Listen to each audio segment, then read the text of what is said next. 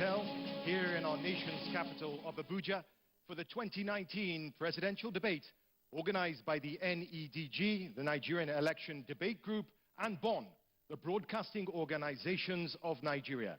I am your moderator, Mark Shegun Edo, and the debate is live on all BON member channels here in Nigeria and across the globe, as well as on YouTube, Twitter, and other social media platforms. The hashtag is 2019 debate. Now tonight, you'll witness history as the candidates vie to convince you that they deserve your vote to be the next president of the Federal Republic of Nigeria. Over the next 2.5 hours, they'll give us their solutions to the major challenges facing Nigeria, and I'll ask them the tough questions we all want answered. What we need to hear from them is not a long list of Nigeria's symptoms.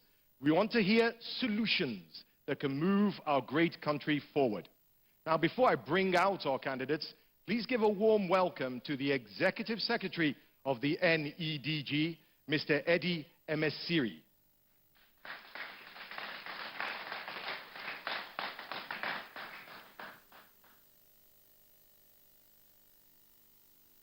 Good evening, distinguished ladies and gentlemen.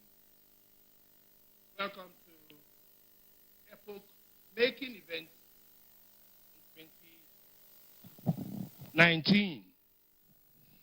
This is another story in the making of our democratic journey and political life. Election, they say, is a festival of democracy. But beyond the fanfare of the noise and all the dances on the campaign fields, this is the reality of the genuine and the real needs of the average Nigerian. At the campaign grounds, music and rhetorics had they allowed the truth to be told. This is the reason why this kind of platform is very crucial. An avenue where the real issues are brought to bear, put on the table. The temperature of the nation is being gauged, while the capacity of those who are seeking the highest office in this land are being tested.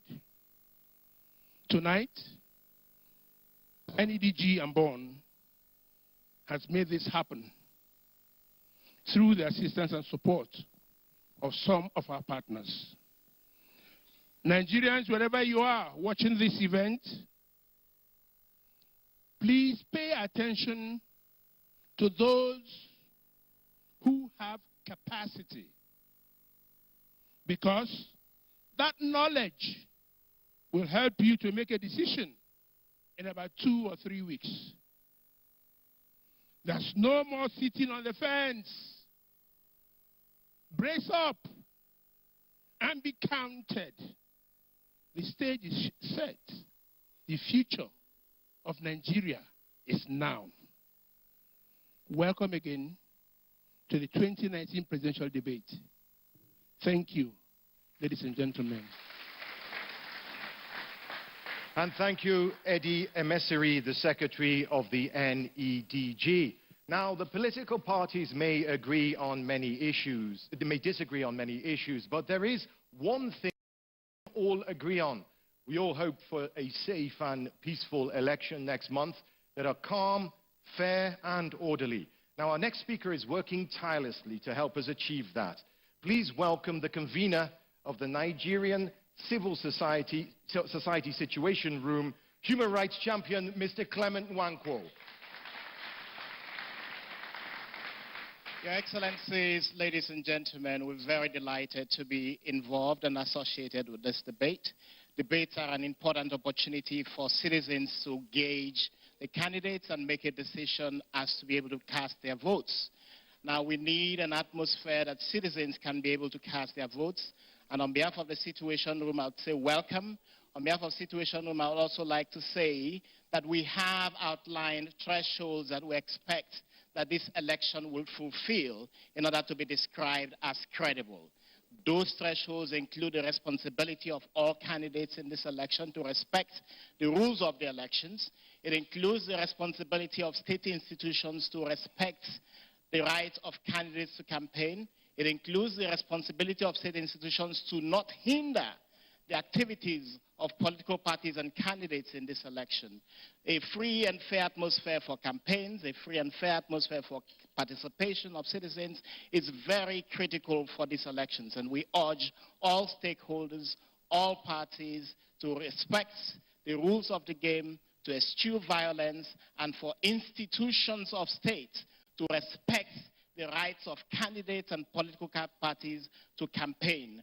Much more importantly, we are looking towards the Independent National Electoral Commission to ensure that it prepares to conduct a credible election for Nigeria. Citizens are yearning to vote. They want to see their votes count. They want to see their votes counted, and they want to see this reflected in a true and genuine report on the elections. Thank you so very much and welcome.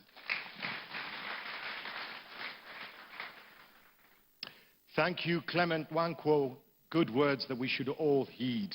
Now, there are almost 200 million of us Nigerians, so I guess when we clap our hands, we should be making the loudest noise in the world, right? So please give a warm welcome as I bring in the candidates to the stage in alphabetical order.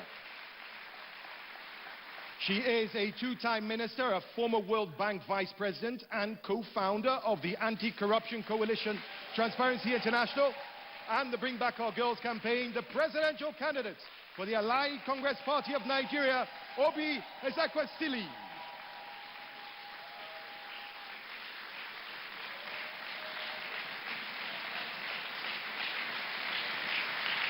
Next, taking his podium is the business consultant, leadership expert, motivational speaker, and presidential candidate for the Alliance for New Nigeria Party, Fela Durotoye.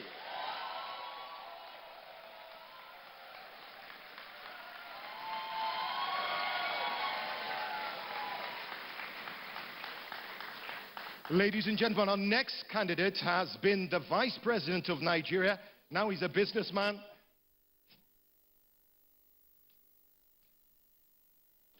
Very interesting. This is live TV, so anything can happen on live TV.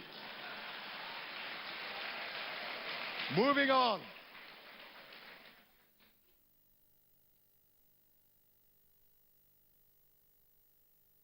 Your final candidate is a former Under-Secretary General of the United Nations and a former Deputy Governor of the Central Bank of Nigeria. Now he's the flag bearer of the Young Progressives Party, Kingsley Moghalu.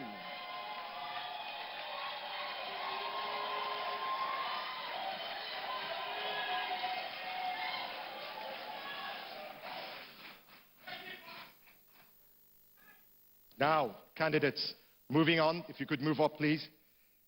Before we begin the debate, I would like to invite all the candidates. You're standing behind podiums. I'd like to invite you to step forward in front of me, if you may, in the sequence in which you are standing. Come together, please.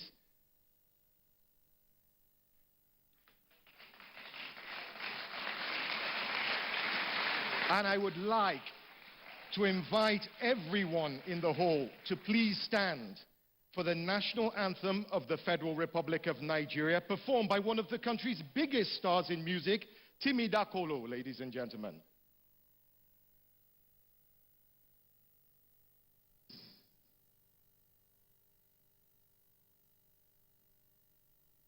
Arise, O compatriot,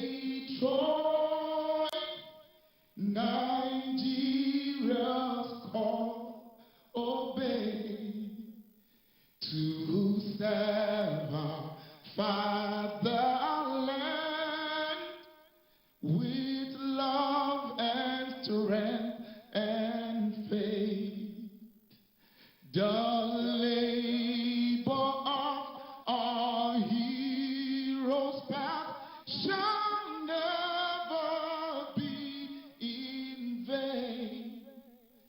To serve with heart and mind, one nation bound in freedom, peace and unity.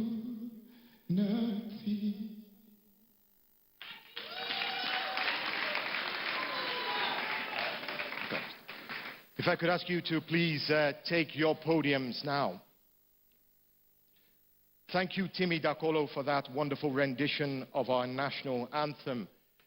Now, we have five 30-minute segments on topics that matter most to you, the voter, and we'll start with the suitability of the candidates, and then for the highest office in the land, of course, and then we'll move on to the economy, security, education, and health, and then we'll end with 30 minutes on the rule of law, human rights, and corruption. So in that order. Now, my dear candidates, you have agreed to a set of rules. You'll each be given 2 minutes to answer a question or make your intervention, except for your opening statement. We're generous. We're going to give you 3 minutes for that.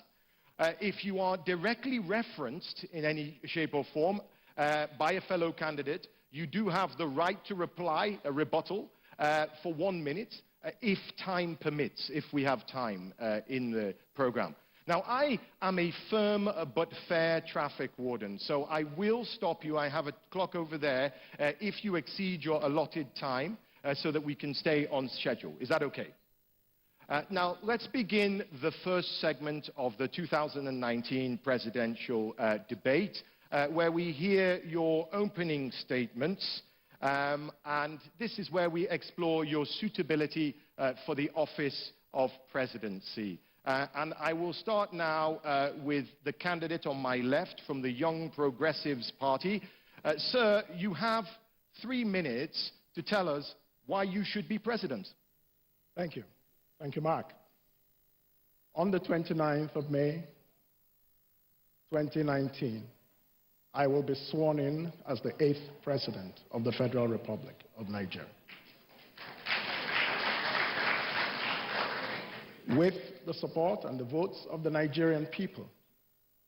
That will happen because I am putting myself forward to serve you, Nigeria and Nigerians. It is time for a different kind of leadership.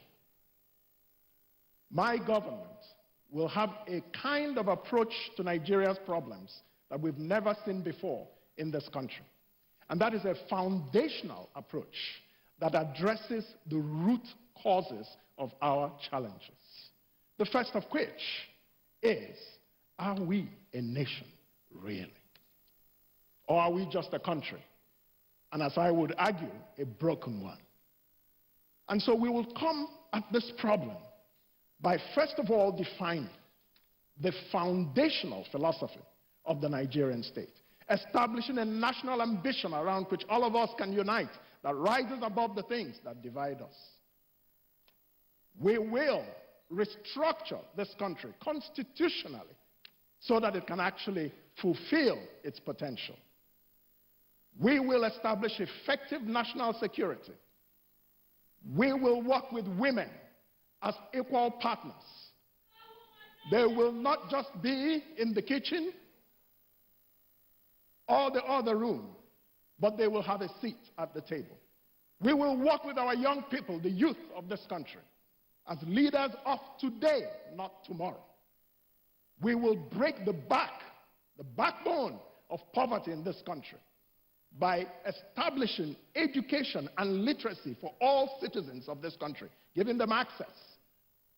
We will create skills for all our young men and women, establishing skills training centers in the 774 local government areas of Nigeria. And we will provide access to finance.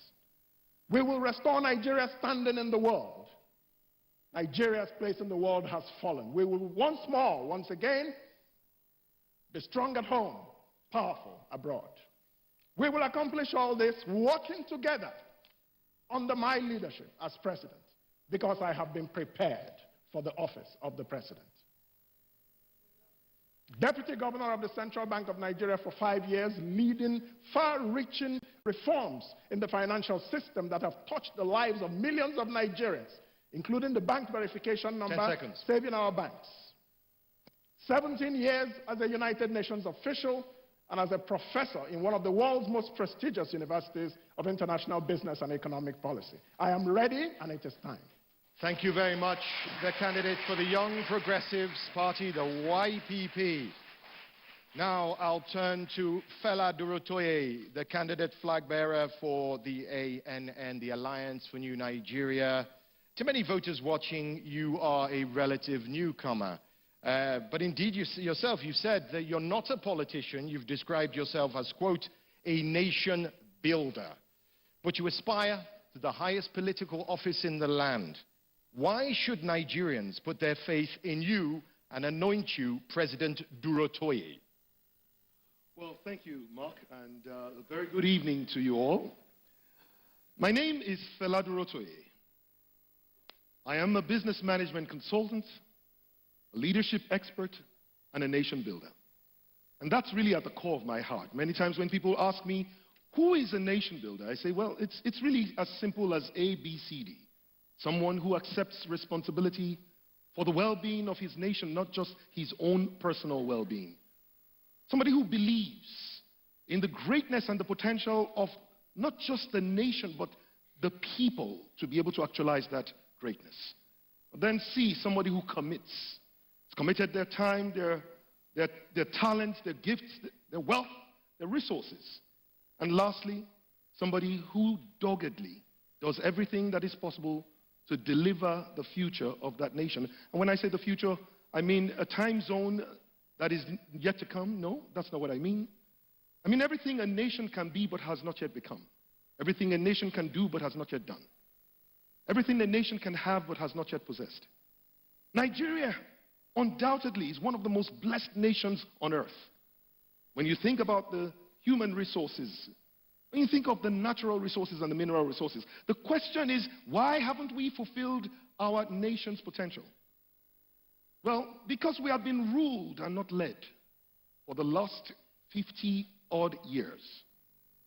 And because rulers suppress the potential of others, whereas leaders support those people to release their potentials. I am a leadership expert. I have served the people of Nigeria. I have helped businesses for the last 27 years of my career. I currently mentor over 10,000 business leaders and 20,000 business professionals on the Fela Durotoye Leadership Network. I have dedicated my life to the service of the people of Nigeria. So why am I running for the office? Because we have been failed in leadership and in governance. Those whom we have accepted to go into governance and handle the business of governance are people we probably would not have hired ourselves. Tonight, I know you would hear many of the things that people have done, the former this and the former that. Well, I do not come to you with any former titles. I only come to you with the hope of the future of this nation.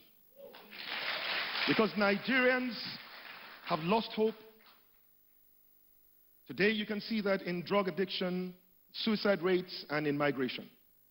I will restore that hope in Nigerians, and together we will build a new Nigeria where there is jobs and opportunities for all, where businesses succeed, and the son of a nobody can become somebody without knowing anybody, because it will be a nation that works for all. Thank you. Now we'll move on to our final candidate, and that is someone who will be well recognized in the room, Obi Ezekwesili of the ACPN, the Allied Congress Party of Nigeria. Now, madam, it surprised many of us when you threw your hat in the ring and said, I want to be president. What compelled you to run, and why should Nigerians give you their vote? Good evening, fellow Nigerians. My name is Obi Ezekwesili, and I'm the presidential candidate of the Allied Congress Party of Nigeria. Nigeria, our country, is in dire straits. Nigeria needs to be rescued urgently.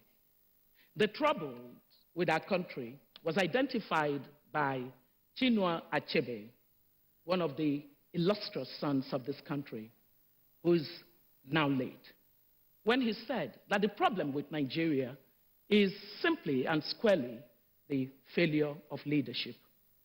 What we see in our country is massive failure of leadership. Our children are failed. Some 44% of our children are stunted because they are malnourished. It leaves a lasting effect on them. Our young ones are hopeless in the midst of all of us because annually, some 2 to 3 million of them would graduate from school, high school, and tertiary education and find no jobs. Our women are being failed. Some 60% of them are poor. Whether it's the north or the south or the east or west of Nigeria, there is massive poverty. We have no business being the world capital of poverty. It is urgent for us to change the direction of our country. Because it is failure of leadership, it means that our politics is culpable. Our politics has become politics by the politicians, for the politicians, and of the politicians. Many of you know me not to be a politician. However, I have been a technocrat that understood the political context of this country. And it's very clear that except we disrupted the pattern of politics that we have, we will continue to fail, and we must no longer fail our people. That is why I am running for office. I bring with me the track record of being able to fix problems. As a technocrat in government, I had many assignments that I had to fulfill. I served the Nigerian people. In serving the Nigerian people, I was conscious of the fact that it is exactly the opportunities that Nigeria gave me that made me the child of a poor public servant and an enterprising mother to become the person that I have become. I have the capacity, the competency, and the character to take on this new direction of leadership that our country deserves.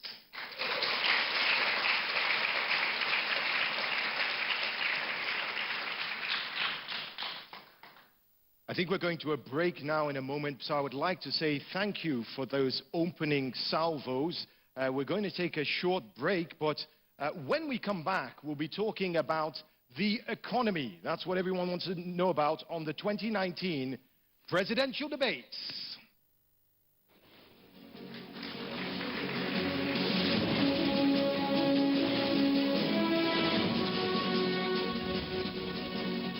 All guests must be seated by 6 p.m.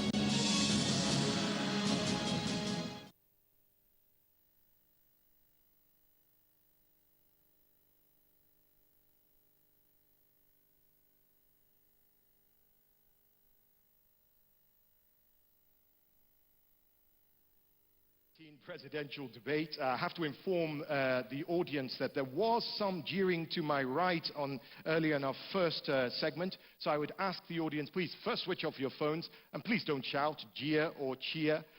We want to hear from the candidates, so the laughing, clapping and cheering in the hall, please let's keep that to a minimum. That's a standing rule. We'll make that a standing rule.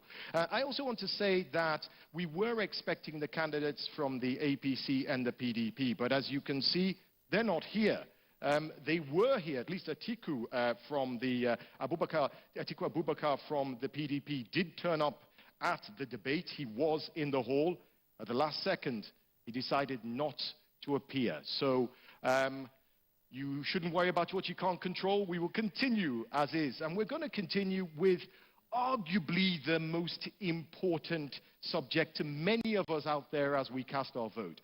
When you ask voters what matters most to them, you're likely to hear them say the economy, jobs, the cost of living, and ensuring a secure financial future for themselves and for their families. Now, it's no secret that Nigeria's economy continues to face turbulent times. We've just exited from one of the worst recessions in modern history. GDP growth is at a tepid 1.8%, and the latest data in December of last year showed inflation at a whopping 11.4%. We have to sustainably strengthen the economy, boost manufacturing, build infrastructure, modernize farming, and most of all, create jobs. Now, the current government would say, if they were here, that they are on the path to doing that with bold plans and policies.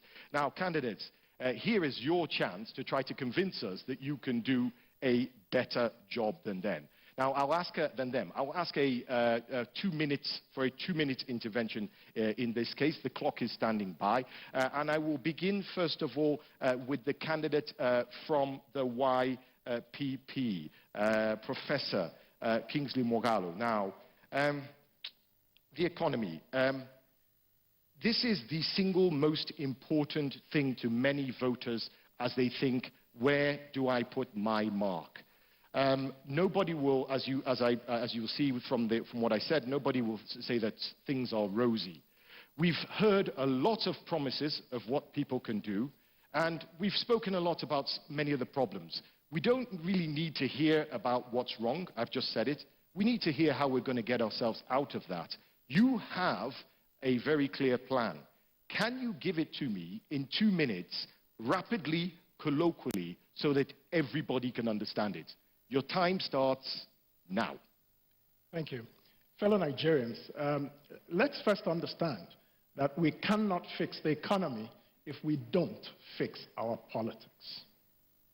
Our economy can never grow for as long as we are led by the incompetent, visionless, and recycled and arrogant old politicians that have run this country's economy into the ground and are seeking another 4 years of poverty for us.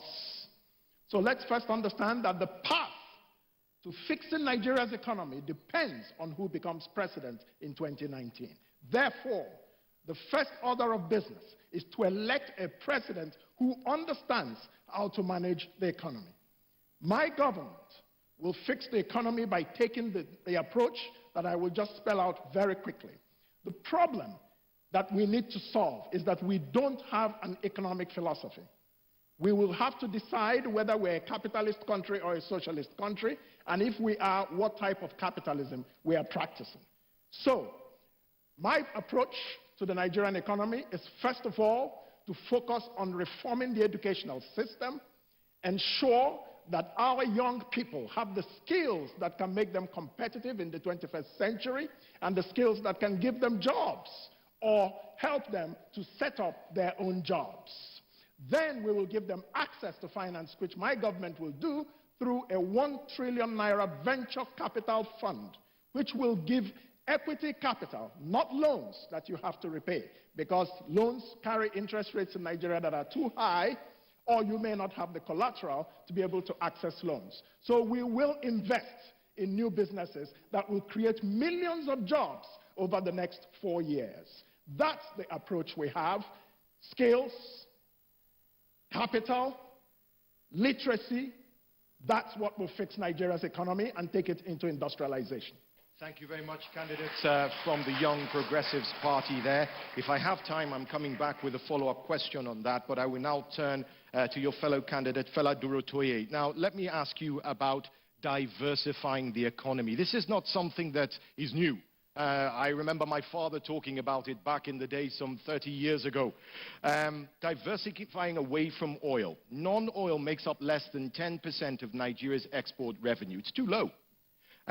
What are your plans to build the non-oil sector in terms of exports and, I guess, in terms of tax receipts? And what are the 3 sectors? Tell us the 3 sectors that you would target in these new engines of growth. Okay, thank you very much, Mark, and to the people of Nigeria listening.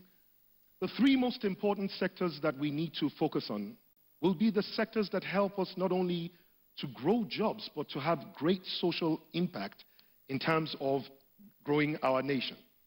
So the 3 most important sectors are agriculture, housing construction, and road construction.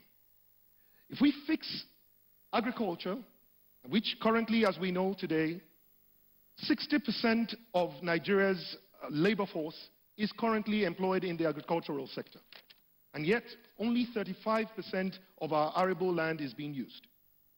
We will drive aggressively land use for agriculture to 50%. And that will create for us an opportunity to be able to get under 30 million people altogether into the labor force. But that's not all. The infrastructure of this country is completely decayed. And that includes power, roads, and housing. Today, we have 108 million people that are homeless. Today, we have easily a power sector that is really crippling our businesses.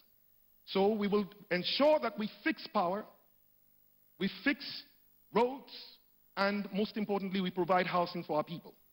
Like I said, collectively, this should be able to provide for us 30 million jobs in Nigeria.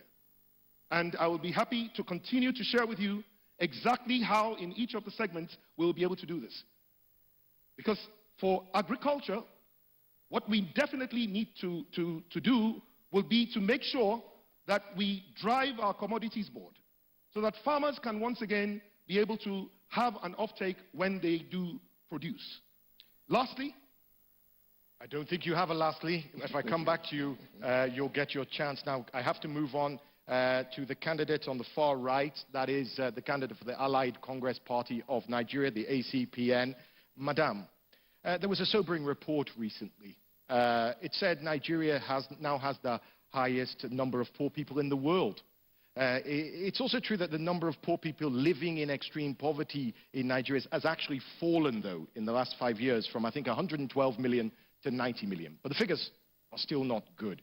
If you are elected as president, tell us, in the simplest and most specific terms, how many Nigerians will you lift out of poverty, and how are you going to do it? Our plan is to lift at least 80 million Nigerians out of poverty. The way that we plan to do this is that when you look at the Nigerians who are poor, it is very clear that they are poor because they earn below 700 naira a day and live on it. What therefore needs to happen is that this majority of Nigerians, over 50% of them, would need to improve their productivity. When people have higher productivity, they earn more. When they earn more, they lift themselves out of poverty. What are the ways of enhancing their productivity? Take a typical member of the Farmers Club in Nigeria. They actually constitute 1/3 of our workforce, and 60% of them are women. When you give inputs to women, they outperform even their male counterparts by as much as 40% in output. That essentially means that women will be lifted out of poverty enormously. The structure of our economy is such that services constitute 60% of it. The services is not high-end services. It is low productivity services. And so our focus would be on removing the barriers that stand in the way of these operators in the services sector.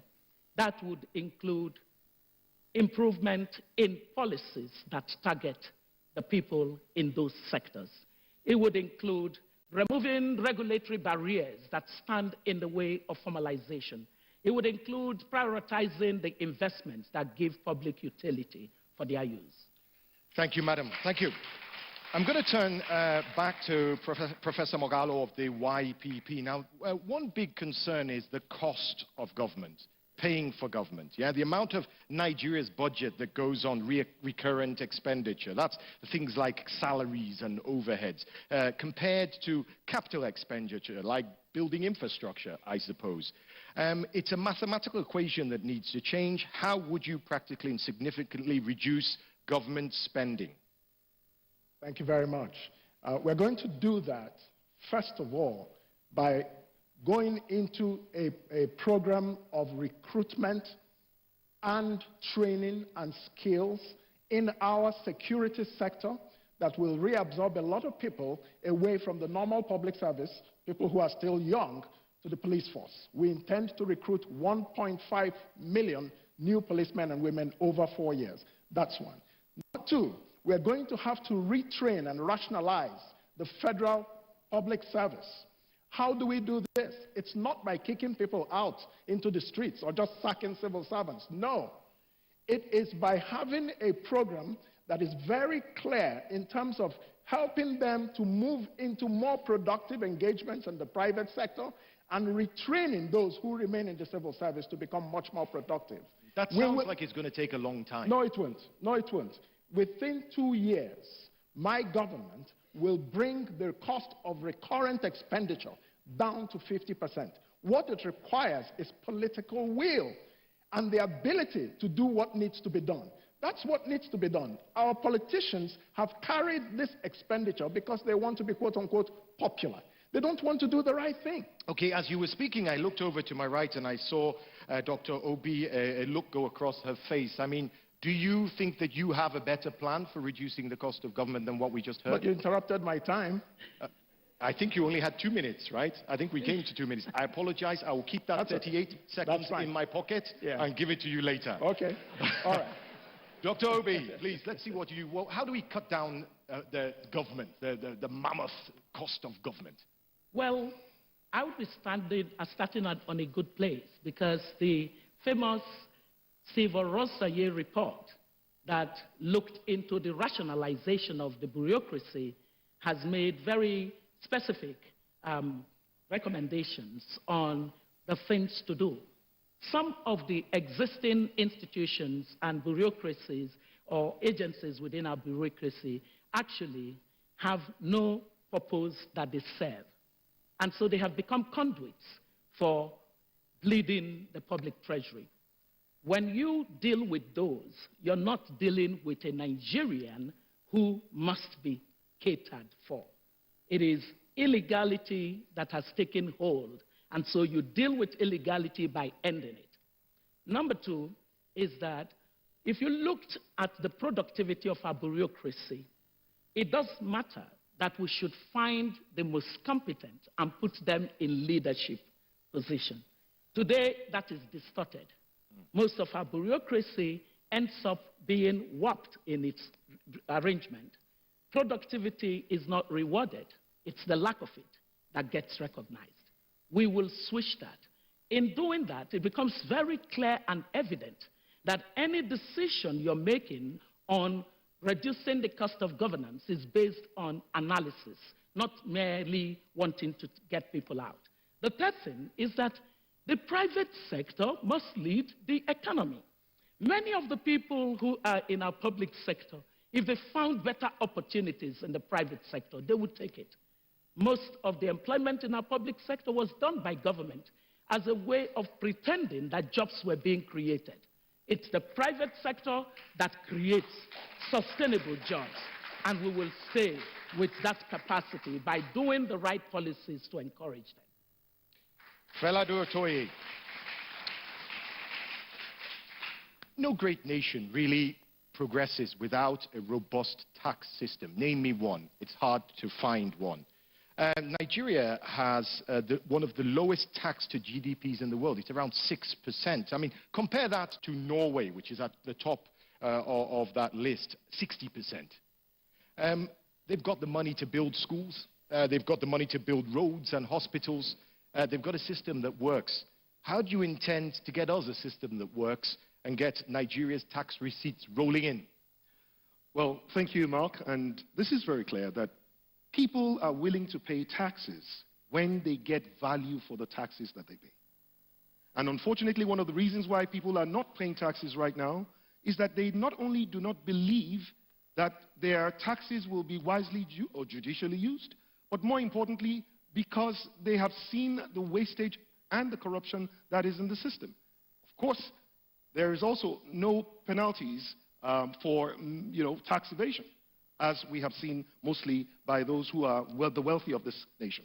So the four things that we're going to do to be able to ensure that we create value and that increases the amount of income that people are able to get, and of course the tax system, is to say, number one, we must reduce the cost of governance and completely eradicate the wastage in governance, which means starting from the presidency. There is no reason why the president's convoy should be a 30-car convoy just to go and drop the president at the airport. So you're not going to have a 30-car convoy? I will be riding in a bus that will carry other ministers rather than have every minister's car trail after the president. That would be a first. That would be a first. Secondly, we must reform our institutions, especially our civil service institutions, to ensure that they are delivering excellence in service. Meaning that every civil service institution will deliver service in a way that makes the people realize that we are getting value for our taxes. The third most important thing is that we must then boost the economy such that we can grow jobs and grow the earnings of our people. When jobs are created and when businesses are booming, then there will be more taxes, and then our tax to GDP ratio will continue to grow. And then the last of all is that we must reorient our people and get them to understand that paying taxes is not just an obligation, but it is the way for them to create a sustainable way for their children to be able to have a better nation than the one they live in. Thank you. Now, if my team is standing by, candidates, I want you to please turn your attention to the screens. There are screens there to your left and your right. Now, we've asked young people to send in their questions from the four corners of the country. And this first one comes from a YouTube content creator with 250,000 subscribers. Roll the tape. Hi, my name is Dimaume. I'm 28. I'm a YouTube creator focused on beauty and lifestyle. The internet has revolutionized the way we communicate and access information. In the recent years, it has also become a means of revenue generation for many young Nigerians like myself. However, many people in this country still have no access to the internet, and for those with access, it is expensive. My question is, how does your administration plan to make the internet more accessible to Nigerians? And how do you plan to regulate telecommunication companies and internet service providers to ensure that consumers are protected? Kingsley Moghalu, there is talk of this new industrial revolution that is going to be based on a future of digital, of AI, of all sorts of technology that will take us into a brave new world. Nigeria needs to be ready for it. You've seen some people are already working within that. We have young people, in fact 51% of the people voting at this election are between the ages of 18 and 35. You need their votes. They need jobs. How are you going to create a presidency that fosters the jobs and the environment of the future, the digital future? Yeah. The focus of my presidency in terms of moving the Nigerian economy away from oil is going to be a focus on innovation. And innovation includes all forms of ICT, which is a big driver of innovation. One of the problems that my administration will solve when it comes to ICT is that you find a heavy concentration of ICT in urban areas, but the rural areas of this country have about 53% of our population, and they are not well served by ICT. We will create incentives for businesses, young tech startups, to move closer to the rural areas and bring more members of our population into the digital age. We are going to create a start-up nation that is going to prioritize innovation. And there are many companies that are already doing a great job in Nigeria today. So the point is this, that when I become president, the ICT sector, we're going to focus, first of all, on infrastructure for the ICT sector, broadband coverage for this country. Secondly, we are then going to make sure that the ICT infrastructure moves to the rural areas and brings in one half of our population that is cut off from the modern civilized world. So we are definitely going to move this, and this is something that is going to be good for job creation for young people in this country. That's where the focus is, to create opportunities for startups, and that's where the venture capital fund comes in, because we will give young people investments, 100,000, 500,000, 1 million. Where are you finding the money? For the venture capital fund? I've said it in several statements. 500 billion of it will come from the private sector. It's a public-private partnership. 500 billion will come from the government. So it's a co-investment. And the fund is going to be run by the private sector. It will not be run by the government and become another empire of sleaze, such as we have seen in the present administration. Now, when you say that's the present administration, it makes me think they're not here, the PDP and the APC, the two bigger parties. They're absent here. They're not here, Dr. Obi, they're not here to defend themselves. I guess I want to ask you what your thoughts are on that for 30 seconds. I'm not surprised they are not here.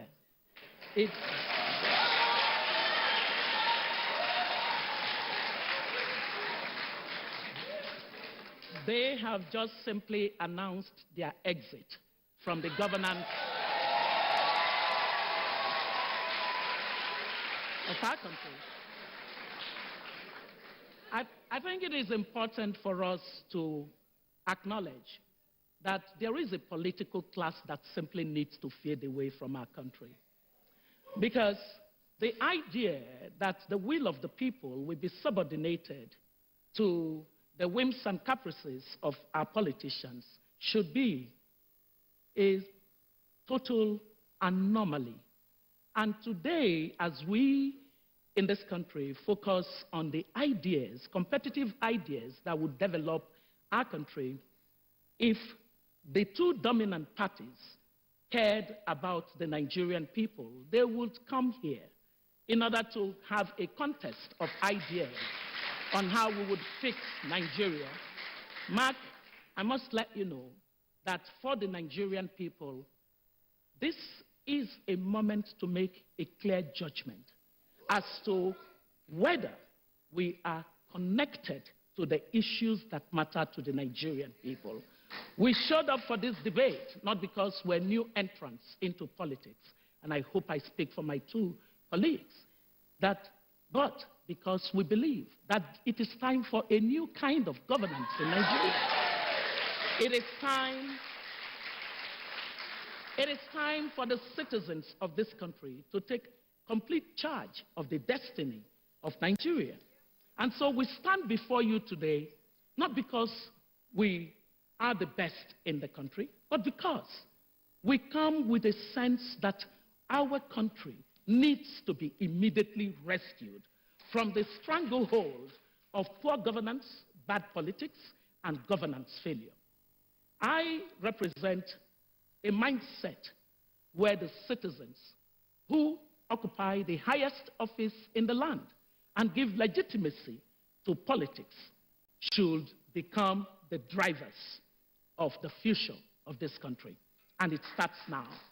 I have to let Fela Dorotoye come in here. Fela, you're here, they're not. What does that say? Well, it says that the future is here. That's what it says. And that all things have passed away. But I must say something to you, and Mark, and to the people of this nation. Pride always comes before a fall. And every time you believe that you have no need to tell the people what it is that you're going to do, it means that you were not there to serve them in the first case. You were going to rule over them. And we should not be surprised, for this has been consistent over the last 20 years. We have had 20 years of rulership, and rulers do not explain to their subjects what it is that they are going to do. They don't owe it to them. What I think the greatest deceit that we've had to deal with in this nation is that rulers called themselves leaders and make us subjects feel like followers. We are not followers, we are subjects to them. And now it is time to be free.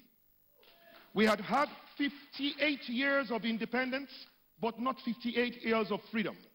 And now the time has come for us to be free of this bad coin that has two sides that I believe are depicted here. And most importantly, it is time for Nigerians to truly begin to evaluate the things that matter and understand that leadership is about competence, about character. Leadership is truly about people who respect people, people who love the nation, and people who will uphold the law. Now, I believe very strongly that Nigeria has a clear choice to make, and that choice has to be made now. But the evidence of it is here for us to see. It's getting hot in here. It's getting hot in here. Young Progressive Party. Yes, yes. Thank you very much, Mark. Like my two colleagues, I am not at all surprised that the leaders of the APC and the PDP have decided to turn their back on the people of Nigeria and tell them finally that they never amounted to much in their eyes. Now, the reason they are not here, there are two reasons. One is arrogance. They believe that the people of Nigeria have no voice and no choice. That you will always come back to them. They believe that you cannot move away from them. They believe they've trapped you. They've kept you in bondage. They've kept you in bondage for far too long, and it is now time for us to send them a message. The second reason they are not here is because they cannot answer the questions. Very simple, very straightforward. They belong to the old class of recycled politicians who want to come to power with a sense of entitlement, but not a record of performance.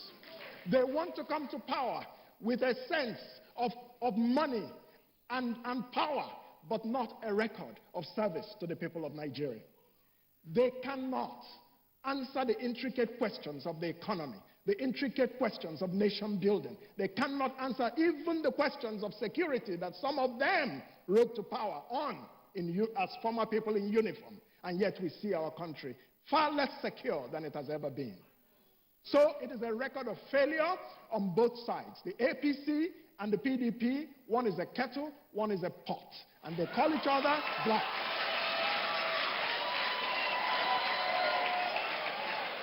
Well, I think we need a break now, but when we come back, the candidates will be asked an important question. How do you plan to make Nigeria more secure? Stay with us at the 2019 presidential debates.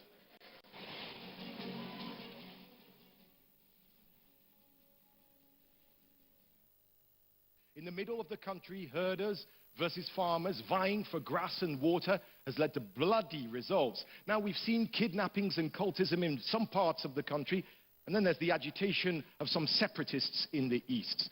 Candidates now, as president, you'll be expected to do a lot to improve security. I'm going to go to my left again for 2 minutes to the candidate for the YPP. Now, as a result of the various insecurity in Nigeria that I mentioned, the Global Terrorism Index ranks Nigeria number 3, and Boko Haram is one of the reasons for that high ranking. What will your administration do to eradicate and reduce violent extremism in Nigeria? The first thing we're going to do is that we will bring to the problem the political will to address it once and for all. The second thing we're going to do is to tackle corruption in the military. The recent report of the International Security Studies Association has told us very clearly that one of the reasons and one of the factors that is driving the insurgency is corruption in the Nigerian military. And this has led to Boko Haram technically degrading our military instead of the other way around. We will bring to the problem intelligence, intelligent intelligence. How do we do that? We will go to the people and try to win their hearts and minds and ask them to collaborate with the government, the military, the security agencies. Give us intelligence. We will work with neighboring countries to improve the cross-border intelligence sharing, because it is the failure of that is driving Boko Haram. We will also create the economic opportunity that is feeding insurgency and terrorism in Nigeria. The lack of economic opportunity in the Northeast. Nigeria is the poverty capital of the world today, and the Northeast is the poverty capital of Nigeria. We must do something about it, and my government is going to do that. Finally, I want to say, and many people may not know, that one of the things that is feeding corruption in the military in fighting Boko Haram, many years ago, the Nigerian government entered into agreements with various countries for the production and supply of military hardware. Today, this country has bypassed those agreements and has begun and has for years been using private agents to procure military hardware. Military hardware of doubtful quality, military hardware of doubtful viability. And this is one of the reasons that our soldiers are not well equipped in the battlefield. My government will put a stop to the corruption in the military. Fela Dorotoye, Alliance for New Nigeria, what are you going to do on security? Well, first and foremost, we must ensure that the institutions, the security agencies, are strengthened. And to strengthen those institutions, they must be properly led. Which means that you have to make sure, and we will ensure that the leadership of the police and the civil defense corps, the leadership of the army, the navy, and all of the armed forces are based not on nepotism, not on friend or man no man, as we say sometimes in Nigeria. It will be based on performance, and the brightest and the best will be selected amongst the people and promoted to lead the rest so that they can provide for them role model leadership. The second and the most important thing is that we must also make sure that our forces are motivated. And nothing demotivates the military or any of the security forces more than not having the proper equipment to be able to do the work that they have been trained to do. The third is that we must train our people. And of course, we must also enhance their morale by making sure that we treat them well while they are alive, and even should they fall in the course and the service of their nation, that they see how we treat, or those who are alive see how we treat those who have fallen. And most importantly, we must ensure that security and intelligence must be integrated in a way with the communities so that the communities feel a sense of ownership of the security and understand that they must work together to provide that information to the security agencies. Most importantly, and I think this is the last, we must work on what we call the ideology. The ideology that is currently feeding the insurgency must be tackled and addressed before it is that they get there. Thank you. Thank you, Fela Dorotoye of the ANN. Now I move to your left, to your fellow candidate of the ACPN. What, madam, are you going to do differently from what you heard your fellow candidates do on security so that we can sleep easier at night? So number one is to send a very sharp signal that there is a new sheriff in town. Today, those who commit savagery know that there is no consequence. And whenever there is no consequence to criminality, it mushrooms. There is huge supply of bad behavior, savagery in our country because there has not been any judicial process that has led to the conviction of anyone that has killed a fellow Nigerian.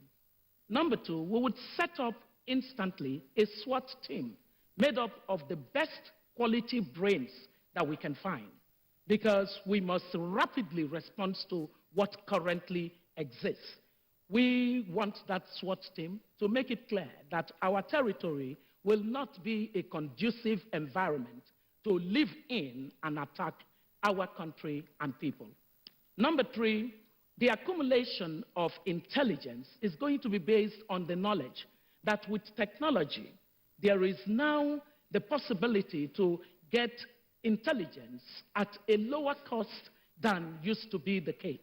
And so global collaboration in that process, as well as continental collaboration, will drive our low-cost approach at intelligence gathering. Number four is that we will find all those brilliant people in our security sector as part of a security sector, major security sector reform. In finding them, we will reverse the current situation where it is injurious to an officer to be intelligent. We will find the intelligent ones and we will keep them in the place of leadership. And number five, We will broaden security to human security. With economic opportunities, people stop listening to wrong ideologies. Thank you very much. Now, I'll go on to other questions. I've got a video for you in a moment, but I won't play it now. I'll turn to Feladuro Toye first, candidate for the ANN. Now, Nigeria is big. There's 1,400 illegal border routes across our massive borders. No, we don't have Donald Trump's wall, let's just say. Yes, that's according to the Immigration Service. We have very few physical barriers, and that can't stop dissidents from infiltrating our beloved country and threatening our safety and security. As President Fela, what would you do to secure our borders? Well, there are three things that we will do to secure our borders.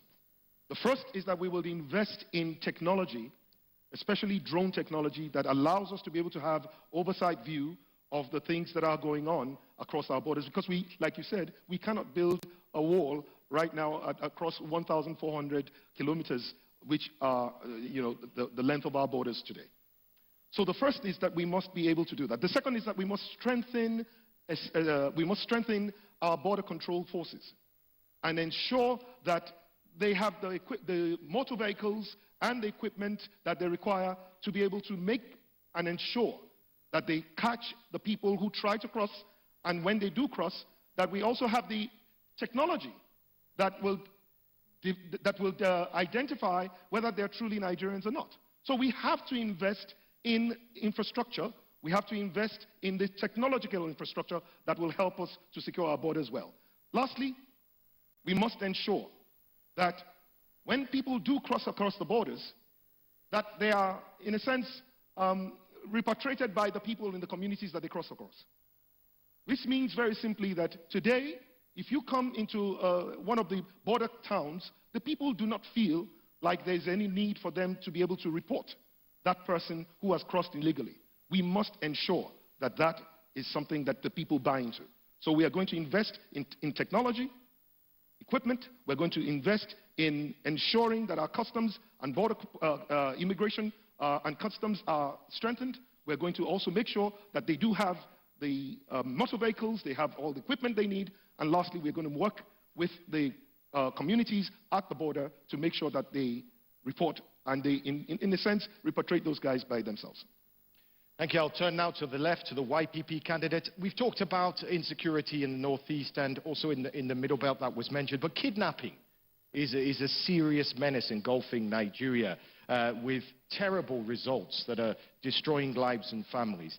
I even read a story recently about a tenant that kidnapped their landlord and used the ransom to pay the rent. Can you imagine? Yes? It's ludicrous and it's dangerous. What would you do to discourage some Nigerian youths from taking up this dangerous profession? Well, thank you for the question. It's amusing, but it's a very serious issue. Because we know that many Nigerians have used kidnapping as extortion. That's quite clear from the stories we've heard. I have talked about the breakdown of national security in this country. And the first place to begin is with the police force. Nigeria does not have a police force in any reality that is close to anything we know in the civilized world. So my government will invest heavily in creating a 21st century police force. We will recruit, we will equip, we will train with specialization, because in today's police, any police officer can do anything. Some are in the administrative card, some tomorrow they're in the traffic, waiting you carry your car. There are all kinds of things. There's no specialization. So we will make sure that we build a 21st century police force, and the equipment is important for kidnapping. Because even now, they do try to trace kidnappers, but they don't try enough. Because the whole police is just not properly organized. So we need a modern police force to bring kidnapping down. We have 175 policemen today to 100,000 Nigerians. That's very low. The United Nations requirement is 300 policemen to 100,000 citizens. Some will argue 400 policemen to 100,000 citizens. And in Nigeria, where we have such a huge security issue, both internally, at our borders, and with terrorism, there is no more important investment than investing in the security of our lives and our property. with a police force that can check kidnapping like any modern police force anywhere in the world. Thank you very much for that intervention. Now, I mentioned the youth losing the way. Candidates, please turn your attention to the screens once again on each side of me here. This question is from a law student in Kano. Roll the tape. My name is Aminat Bakari. I'm 20 years old. Dear aspirants, majorities of youth like me are out there unemployed and starving. Now my question is, what is your plan to operationalize the youth labor policy in order to increase the number of young people that are engaged in the labor world? Very important but simple question. We've got a population of 200 million people and growing, and Nigeria has an alarming rate of unemployed youths that will become a security threat to Nigeria. As they say, devil finds work for idle hands to do. Highlight some of the things that could help someone like that who says, what can you do in the education field to avoid people falling into all this? I'll go to the candidate from ACPN for this first. It's a very important problem to tackle, and that there's a sense of urgency about it. The latest NBS report on youth unemployment shows that some 29.7% young people are unemployed. Some 25.7% of them are underemployed. So you're talking of 55% of the youthful segment of our society being in a state of lack of opportunity. And it's always about employability and employment opportunity. Employability speaks to the lack of skills that are relevant to the economy. And that requires innovating in education. A key thing that we have as our agenda is get a skill. It targets young people and works with the private sector to be the owners of programs that develop skills in the different sectors that are viable in the economy. It also focuses on, a second focus is, of course, the curriculum, even in the tertiary and secondary institutions, to make them dynamic and targeted toward employability. We also focus on teacher quality issues. If teachers do not have the skills to train the right kind of people, they would train people that the employment market would reject. On employment opportunities, we must grow the economy beyond 1.8%.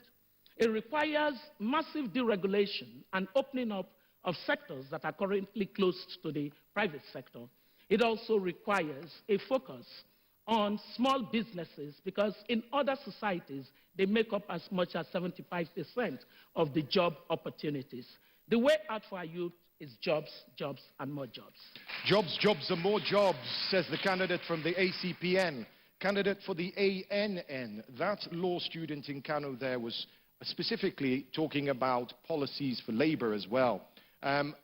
What policies would you put in, labor policies, that would improve the lot for youths in the future when it comes to employment? Okay. Thank you, Mark, and thank you everyone that's listening. First thing I would like to say is that today our current educational system is preparing our youth for certification, not for occupation, which means that most of the skills and mindset, the value system that is required to succeed in the marketplace and in the professional world are not even being taught in school. So I'll give you a very practical example. Today, if you want to get a job in a bank, even after passing the aptitude test, the banks are going to ensure that you go through about 10 weeks of training just to get you ready to be integrated into the banking system within their organization. The question is, why would you have to take a graduate of banking and finance who has spent 4 years in school and retrain that person for 10 weeks just to be able to make that person ready? Because throughout their 4 years in school, they were being prepared for a certificate, not for a job in a bank. What we want to do, and we will do and deliver, is to make sure that we get the users of what I call the private sector and the market, will get them involved in curriculum development. so that it is the banks that will determine what it is that you learn in school, so that by the time you're done in school, you are ready and fit for employment. This is the first and most important thing that we have to do to get that integration going. The second most important thing is we have to give the right values. And today, leadership, the values of excellence, work ethics are not being taught in school. And yet, people are hired for their technical competencies and fired for their behavioral deficiencies. And so they need to be prepared in terms of values. So we will integrate values deeply into the curriculum of our economy, of our schools, and that is how we're going to make sure that the students are ready for the labor market. Thank you very much. Now, we're going to talk about education in the next section, so I'm going to hold off on asking you to react to that video, candidate for the YPP, and actually go to a specific challenge we have, which I mentioned in my intro, and that is when you lay your hand on the Bible, if you lay your hand on the Bible or the Quran, and you're swearing to uphold the indivisibility and territorial integrity of our nation. It's a #1 priority for you if you do become the president. Now, considering the agitation in the East, where you're from, with a breakaway republic of Biafra, this has got everyone's head scratching. What would you do to deal with that situation? For example, would you call for a referendum? The first thing that the YPP presidency will do is to make every Nigerian feel a Nigerian. The reason you have agitations and marginalizations is because some people in this country do not feel that they belong, and they have good reason to feel that they don't belong. Let's not pretend about it. Look at the divisive leadership we have in Nigeria today.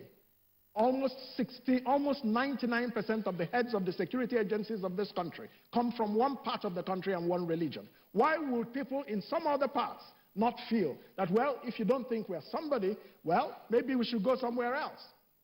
So let's address problems at their root. I began by saying that my presidency will be foundational.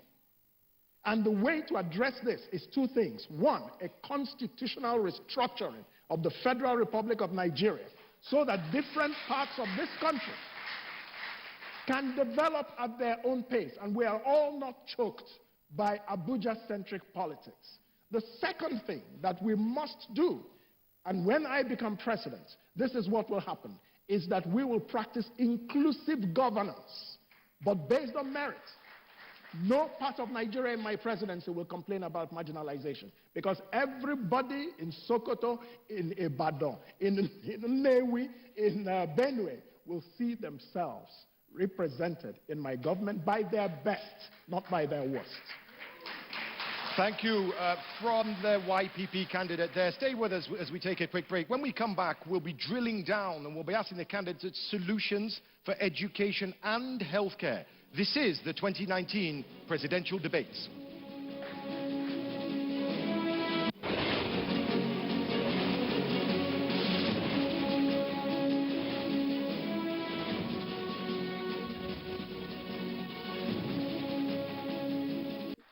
Welcome back to the 2019 presidential debates. The next segment will be divided into two topics: education and health. Very important topics. And this time, let's turn this around a little bit, and I'm going to go right to left. I'm going to be radical and start with the Allied Congress Party of Nigeria, because you indeed were an education minister in a previous administration here in Nigeria, and you're still an educator and passionate about it. Now, you've been quoted on this campaign as promising that education will become our new oil and our new gold. That's direct, that's what you said. Easily said, very difficult to do. Would you agree that Nigeria's booming population needs better education? And if so, what are your policies for delivering on that promise? Education has always been known as the pathway to human progress.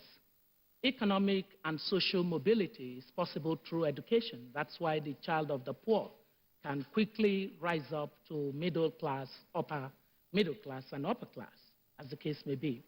Education is the basis of provision of opportunities for people. And so one of the things we've learned is that early child care education is now paramount for giving people a leg up. In today's Nigeria, more than 65% of the children of the poor do not have that kind of access. We will commence in the change to education by ensuring that foundationally the early child care education is integrated very well. We worked on that policy when I was Minister of Education into what we offer the Nigerian people. Second part of it is that the basic education, secondary education, and tertiary education all require comprehensive reforms. The key reforms would be curricula around the 3 steps. But we would also focus on technical and innovation education, for which we put a certification arrangement within the Nigerian educational diploma and degrees.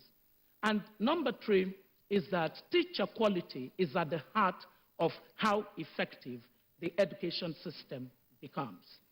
Some reasonable number of our teachers are okay, but majority of our teachers, numbering more than perhaps 50%, still have just a TC2 and are in the classroom. We must modernize teaching. We will take teaching to the prestigious profession that it once was by training the teachers massively and equipping them with the new knowledge of the new economy in the classroom. Thank you. Thank you. Fellow Durotoye, the flag bearer for the Alliance for New Nigeria. Now, if you look through history, you'll see that those nations that have risen up to the dizzying heights that they want to get to, I think of Singapore, for example, based it on education, on people as their raw material. Your candidate who wants the same job that you want, to your left there, just said that people are educating our people as the new oil and gas. What do you say? How important is it, and how are you going to do it, more importantly?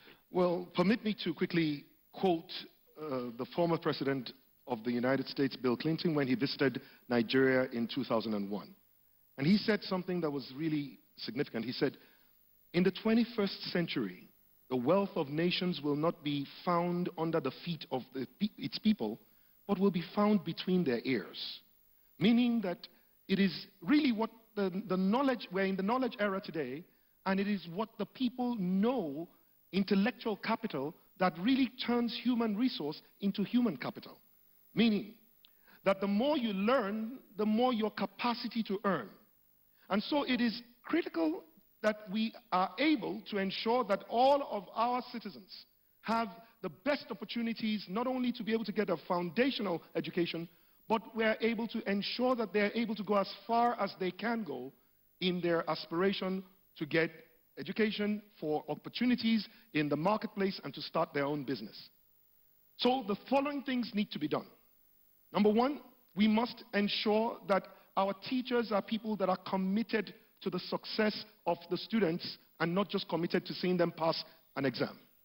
They must be committed to the success of the students in life and in the future. So they must ensure that we have the best teachers who are subject experts. Today you will find one teacher teaching several subjects and being a master of none.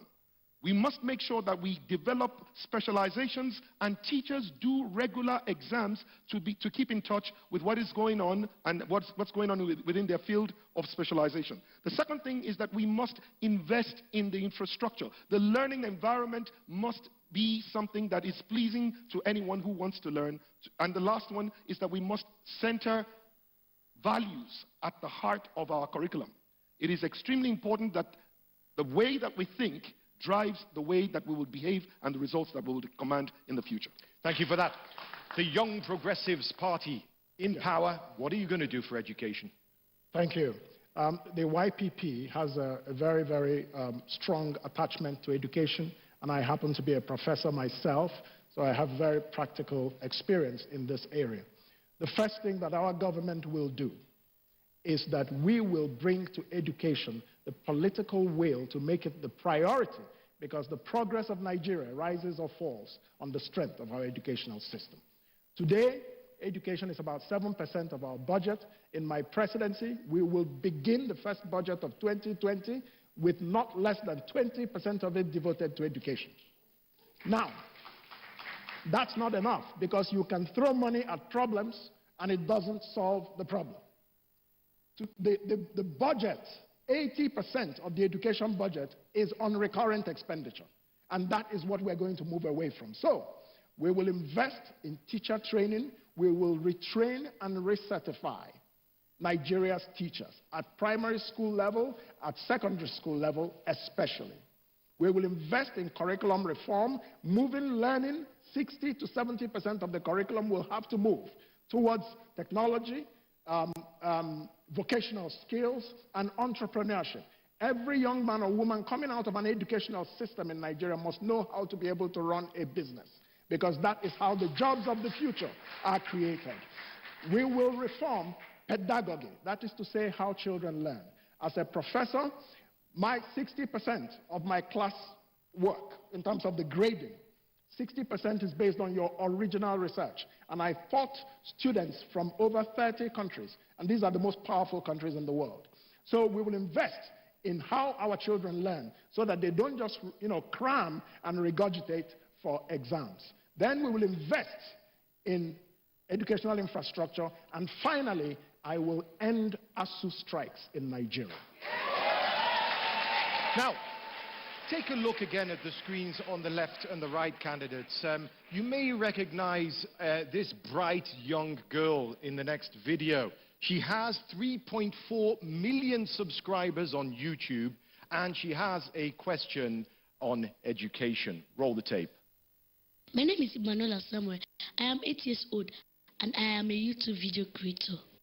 We all know that education is very important, especially child education.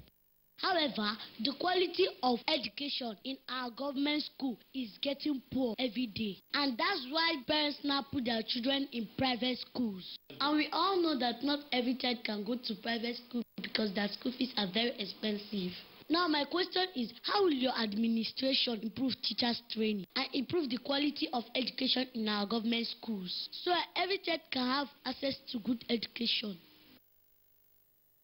An 8-year-old, from the mouth of babes there. Not everybody can go to private schools. Not everybody can afford it. And it actually has a tremendous impact and stress on households that has a really big impact. Government versus private. She says government is going downhill. You want to be at the head of government. From the ACPN, what are you going to do to answer her questions? So I would start by saying that the public schools are the basis of lifting people out of poverty. And since our flagship agenda is to lift 80 million Nigerians out of poverty, the education of the poor in the public school, because they are the ones left behind there, will be paramount for us. And so the first thing is to identify the learning outcomes that are missing in the school system today, and to fix that. To fix learning outcome, it goes to the heart of the quality of the teachers. The quality of the teachers is dependent on the kind of training that teachers get. When I was Minister of Education, we began to work on this and did accelerated program to upgrade the skills of teachers through colleges of education and the Nigerian Teachers Institute. We'll continue. We will also give greater power to the Teachers Regulatory Council to be able to regulate the teaching profession, to bring prestige and dynamism to it. We would also work on the matter of the remuneration of the teaching profession. One of the key things that we would focus on is housing all teachers. Housing all teachers. It's a program that the private sector already indicated significant interest in. Then we would focus on the curriculum issues. One of the major problems with curriculum is how dynamic it changes. And so for public education, it is critical that the private sector involvement enables us to see how critical reasoning and creativity, as well as entrepreneurship, already begin at the level of primary education. We will finally, and I think I will stop there. Because Thank you very much. Thank you for respecting the time. This is a very passionate subject, and there are voters out there that really want to know. I personally, this will influence my vote. I am a product of the Jakonde school education system in Lagos, Nigeria, in both primary and secondary. And now I'm moderating the 2019 presidential debate. You can be anything, but those schools, those children today in those same schools need support. They need to have the opportunities. As president, what will you do for them? So let me just once again reaffirm, even as you did, that I also went to a public school. I went to staff school on the University of Ife campus and went to Moremi High School.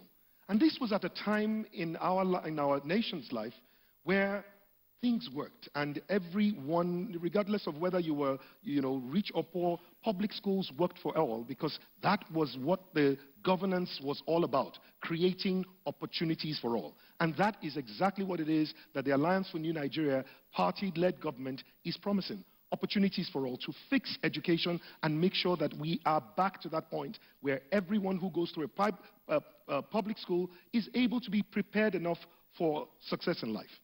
Now, to make sure that this happens, we have to understand, why are people not coming to school?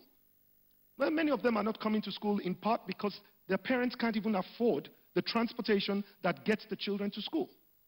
And so one of the things that we are doing, and we have as a program, is what we are talking about, working with public bus system and ensuring that we have a free transport system for children to schools and from schools back to their bus stops closest to their homes.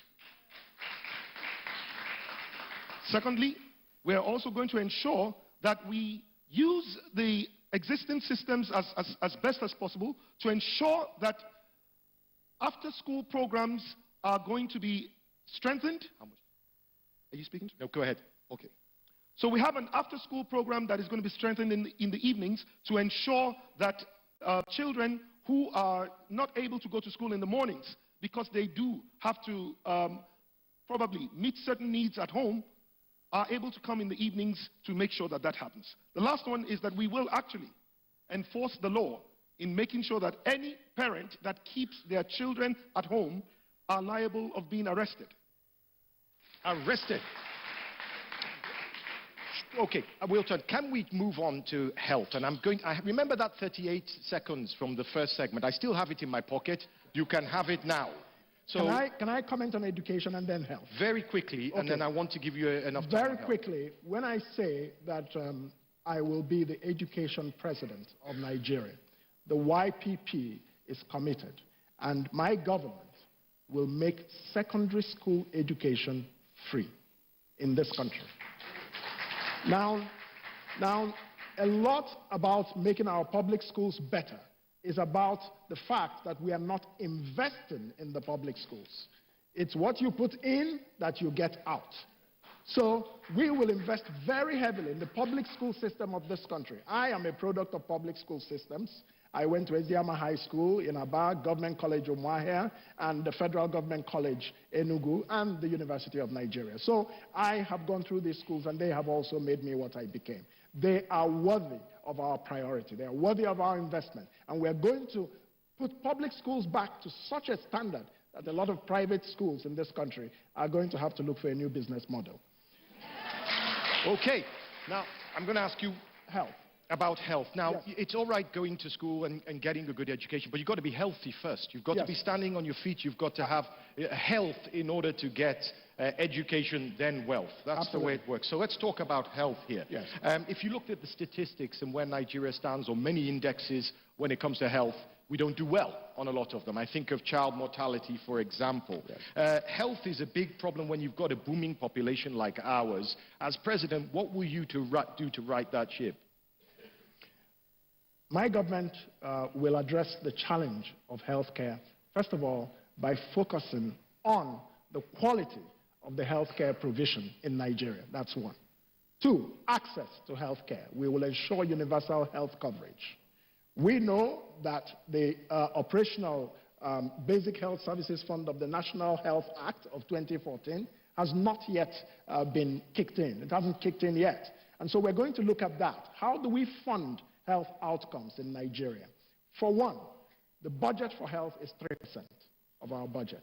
We will move it to 15% in accordance with the Abuja agreement of all African countries. It was done in Abuja here in 2001, I believe. They met and agreed, but our government has never kept to an agreement it signed and which was signed in its capital.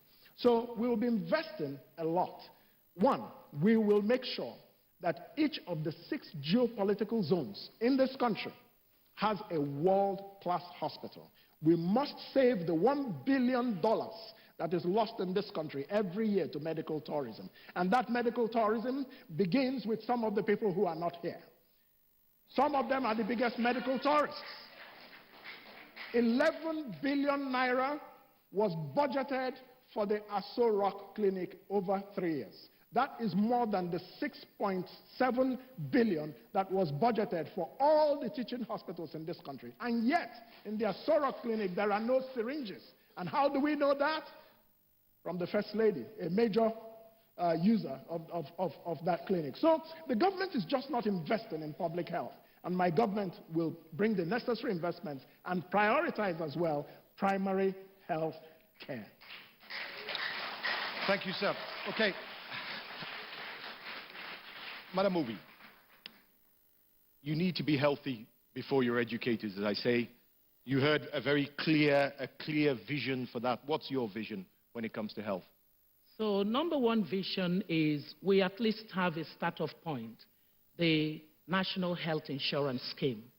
We would need to expand access to it.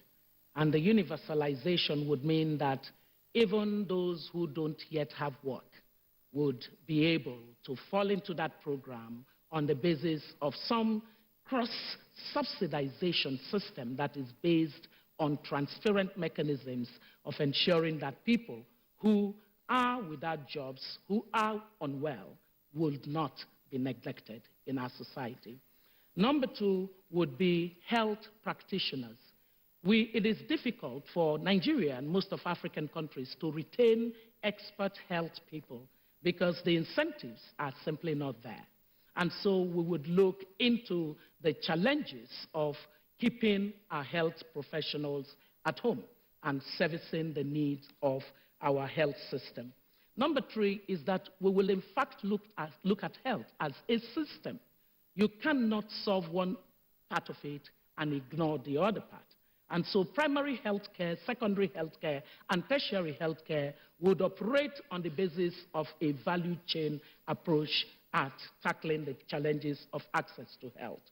Number four is that health outcomes have focused often on some of the disease burdens that actually impact our productivity. And so we will begin to connect health and well-being to economic productivity. We would work with the private sector to enlighten that knowledge of the connection between healthy well-being and productivity and incentivize through tax that opportunity for people to be given the best health care possible in the country. Thank you very much. Okay, the Alliance for New Nigeria, health is wealth for Nigeria. How are you as president going to achieve that? Well, first of all, we will ensure that we work with the state and the local governments to be able to produce quality primary health care services at the places where it matters the most, which is right there in the communities where most of the Nigerians live. And this is very important because about 90% of the cases that eventually come into secondary and tertiary healthcare institutions could have been solved at a point in time when it was a primary healthcare issue. And we're talking about things like, malaria. We're talking about things like cholera. We're talking about things like dysentery and diarrhea. These are things that can easily be solved, first of all, at the primary healthcare center. And of course, you can even take things like high blood pressure, which if we had the equipment at the primary healthcare center, it would have stemmed the possibility of it becoming a stroke, which has to then become something that you refer to the secondary and tertiary healthcare centers. So we've got to strengthen the primary healthcare center, and since that is within the purview of the local government, but everyone in the local government is still a Nigerian, therefore it is my responsibility also, and the responsibility of the federal government to ensure that every Nigerian is healthy. Second thing that we've got to do is to make sure that everyone above the age of 60 is going to get free health care, and everyone below the age of 5 is going to get free health care, including pregnant women also. Again, this is very important because these are the people who have served and given of themselves, and in the times when they have to be, there should be a return on their service, then this is one of the things that has to happen. The last thing I'm going to quickly talk about is the fact that we must ensure that we have health practitioners as opposed to medical doctors at the primary health care level. Because, again, medical doctors are really traveling abroad, and we can train healthcare practitioners within the first 6 months, and most importantly, even youth corpers can be trained to easily diagnose primary healthcare issues that can be easily trained on. Now, you heard from your fellow candidate that he's going to devote 20% of the budget to education and a significant amount, 15% to healthcare. That's expensive. But he seems to have a plan for that. Even in the UK and countries and America, they struggle with their education budgets. They struggle with their health. It's their biggest headache. As president, if you are set to do all these things and increase the education health budget, where are you going to find the money? Okay, well, the first is that we are going to find the money from the savings that we have by reducing the cost and the wastage in government. We're going to find the money also by partnering with the private sector and especially also the alumni of schools. Most schools today have alumni that are, in fact, what I'll call the alumni economy of most schools are really high net worth individuals who will be willing to give back to the schools and ensure that their schools are well funded if they understood that the glory of their certificate is tied to the performance and the glory of the school now, not just when you were there. Meaning, today, if I graduated from the Obafemi Awolowo University, and today when I go back to the school, sometimes my heart breaks because I'm looking at students in rooms that I slept in Obafemi Awolowo Hall, and a room that I slept in that had 8 people on 4 double bunks now have 16 to 20 people in one room lying their head on mattresses and their bodies on the floor. But this is what's going on. We have to get back because the glory of is reflected in the certificate I carry. So my important and the most important point I'm making is that we have to get the alumni back. 68% of the assets in Ivy League schools in the United States are funded by alumni. So we've got to get the alumni to know that whilst the school has given you a head start in life, you must not forget, you must always go back to the school and restore the glory of your school. Thank you. I will stay with that question and I will move on to the ACPN. We were talking about all these great ideas and I was asking where the money is going to come from. Yes, I often get worried when budgets are allocated to ideas, and then when you sum up the total percentage that's been allocated, it's way beyond 100%. So I am very careful to not promise allocation to budget on the basis of global recommendations. One key thing that needs to happen with education is that we need to be more structurally balanced. A lot of what the problem is that we currently fund a dysfunctionality. Because education is in a state of dysfunction, a lot of the resources that goes into it does not buy you good outcome. And so we have to be very analytical in identifying what it is that matters the most in order to get learning outcomes. Research has shown us that teacher quality is critical. So even though teacher quality is recurrent cost, it needs to be recurrent cost that gives learning outcomes that are globally competitive. The second thing about finding the money for education is that there are many things about education today that revolve around construction. And the constructions that are done in education are not done on the basis of value for money. There are innovative ways of teaching today that do not require massive build-up of resources.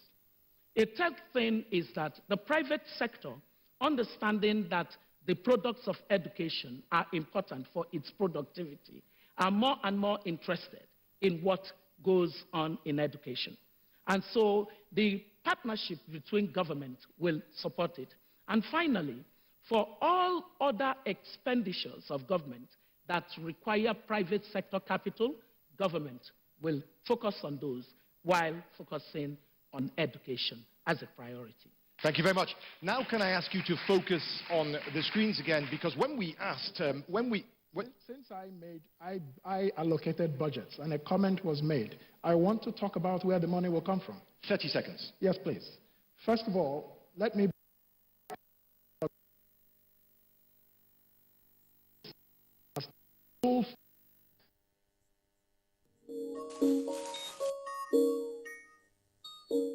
Election dey very important, but e go come and e go go. Nigeria go take it back. Make we no fight. Poor health outcomes while we're spending 1 trillion naira on wasteful petroleum subsidies. That is saving number one. 1 trillion naira a year is a lot of money. Saving number two, I have said it, we will partially privatize the NNPC. Not to my friends, I want to be very clear. Not to my friends. So not cronyism is what you're saying, no cronyism. Yes, and it will be, the private sector will own 49%, the government will own 51%. And we will sell it on the Nigerian Stock Exchange. And there will be a 10% set aside for the oil-producing communities of the Niger Delta. Okay. So I can give you even more savings. No, please don't, not right now. Okay. Okay, so because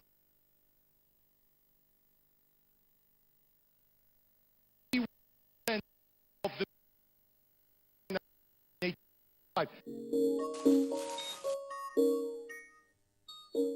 Election dey very important, but e go come and e go go. Nigeria go take it back. Make we no fight for election. Because na all of us go suffer. Election na do, no be die matter. Vote, not fight. Election no be war. Potential aspirant is, what is your plan for the implementation of our national youth policy? How do you plan to integrate Nigerian youth into the decision-making process and make them feel a part of it? Thank you. Clearly it was a bit low. I heard. Yeah. Okay. All right, so that was from a young man talking about youth empowerment. Let me begin with the Allied Congress Party of Nigeria reaction, please. Our young people constitute a significant part of this country. The economic opportunities that come from their gainful engagement would be significant for accelerating our economic growth. Therefore, if we're going to claim the 21st century on the basis of the fourth industrial revolution, they must participate in the agenda of policies that would encourage that. And so we have said that 50% of our cabinet will be made up of young people. We have also promised that young people will be given not just opportunity in government, but that we would work with private sector to ensure that the kind of trainings and leadership positions that are necessary to ensure that young people are progressively doing better in society will be on the table. The third part of empowering our young people is that we would ensure that they are globally competitive.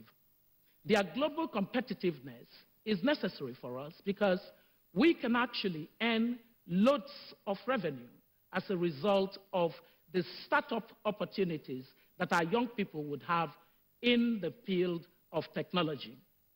As far as we are concerned, science, mathematics, and engineering are very important for the new economy. And our young people are the people who already foresee where this country should be going. And therefore, their insight into the design of the policies of dynamic growth of our economy will be absolutely important. We will then review the youth policy and update it so that it is reflective of youths that are important for our economy. Madam, gentlemen, this is live TV, and live TV has breaks. We're going to take one. When we come back, we'll be discussing stamping out corruption, human rights, and the rule of law on the 29th.